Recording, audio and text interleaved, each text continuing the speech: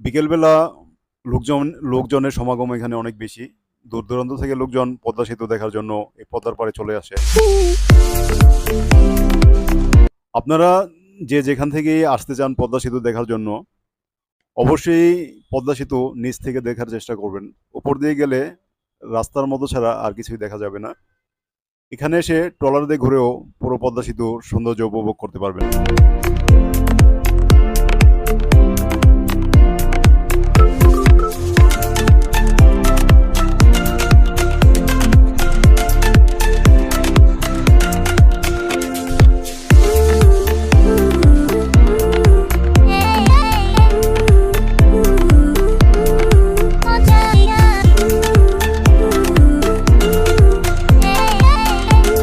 দূর থেকে দেখলে সেতুকে ঠিক এরকম দেখা যায়।